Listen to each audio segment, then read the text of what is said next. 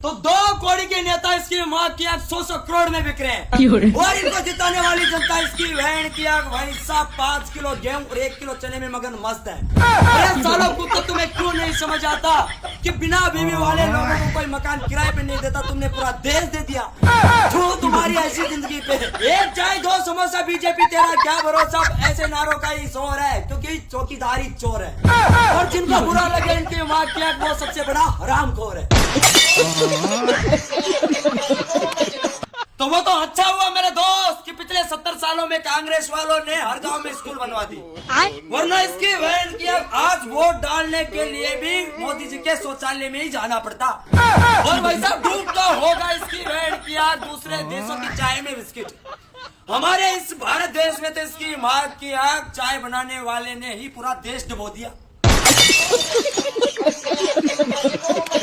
तो कभी तुम्हें पूछ लिया जाए कि आजाद भारत के इतिहास में पहली बार संसद भवन को छोड़कर पिछले वाले दरवाजे से भागने वाला प्रधानमंत्री कौन है, तो सीधा बोलना इसकी माँ की आग नरेंद्र मोदी। ऐसा अगले का पता ही नहीं चला इसकी बहन की आग 1 घंटे में दिल्ली छोड़कर सीधा मुंबई पहुंच गया।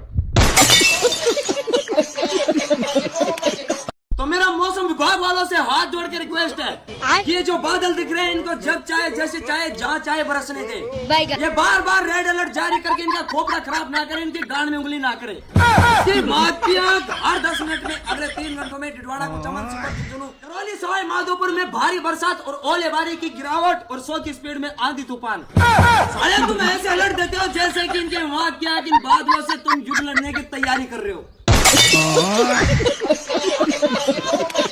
तो नरेंद्र मोदी कहता था कि हराम की कमाई करने वालों भगवान को तुम्हें पाई पाई का हिसाब देना पड़ेगा, लेकिन ये किसी को पता नहीं था इसके माँ की आंख कि राम मंदिर का निर्माण करवाते टाइम नरेंद्र मोदी ने 200 करोड़ रुपए की घपलेबाजी की थी। आज नरेंद्र मोदी खुद भगवान को बोल रहा है कि हे प्रभु सब मेरे खिलाफ हो गए, बताइए मैं क्या करूं। तो वैसा भगवान कहते हैं कि साले हराम खोर कुत्ते, पहले तो तू मेरे 200 करोड़ रुपए वापिस कर। साले भड़वे तूने मेरे 200 करोड़ रुपए खाए हैं, अब तेरा पाई पाई का हिसाब होगा। तो भगवान मेरी परीक्षा इतनी शिद्दत से ले रहे हैं भाई साहब जैसे कि आगे चलकर मुझे इस ब्रह्मांड का नया मैनेजर घोषित करेंगे। चला इसमें हाथों से कर्म करे तो कांड हो जाता है। आप जिंदगी में इतने पाप करने कि भगवान दोबारा सोच भी ना ले कि इस गणमरे को दोबारा मनुष्य जीवन दे दे। भाई साहब इसकी बहन की आंख मोहब्बत अंधी है, कानून के हाथ लंबे है। जिंदगी तो हमारे देश की सरकार इतनी मजबूत चल रही है भाई साहब, चुनाव से पहले आतंकवादी हमला हो जाता है और हर परीक्षा से पहले इसके वहाँ की पेपर लीक हो जाता है और हर इमरजेंसी में पीएम नरेंद्र मोदी विदेश निकल जाते हैं और जनता रोड पे आ जाती है। मंदिरों में चोरी हो रही है, देश में रेप और मर्डर हो रहे हैं, चीन भारत में घुस रहा है और मीडिया पाकिस्तान को मिट्टी में मिलाने की बात कर रहा है। ताली बजा रहे हैं और आवाज उठाने वाले जेल जा रहे हैं और सरकार कह रही है कि देश सुरक्षित हाथों में है।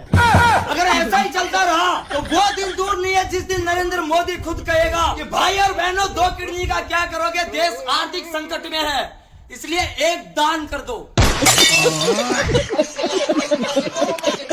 तो सोचो मेरे दोस्त कि जिस लड़की ने तुम्हारा प्रपोज ठुकराया है, जिस लड़की ने तुम्हें ब्लॉक किया है, अगर भविष्य में इसकी माँ की आंख उसी लड़की से तुम्हारी शादी हो जाए तो सबसे पहले घूंघट उठाओगे या फिर डंडा? पहली बात तो ऐसा चांस तुम्हारे साथ नहीं हो, अगर गलती से हो भी जाए मेरे दोस्त तो गांड पे ऐसे पलटे मारना इसकी बहन की आंख की उसके 7 जन्मों के आशिक याद आ जाए।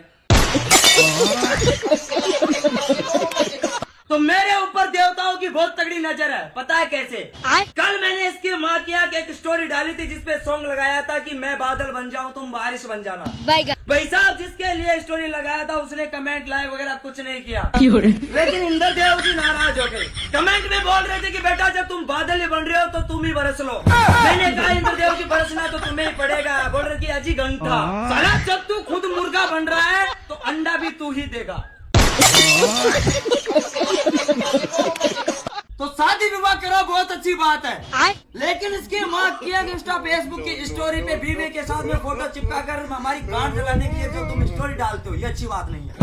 अरे तुम्हें क्यों नहीं समझ आता हमारे सिंगल लोगों का दुख है? भाई साहब, इसकी माँ क्या तुम्हारी स्टोरी को देखकर हमारी आत्मा रोती है।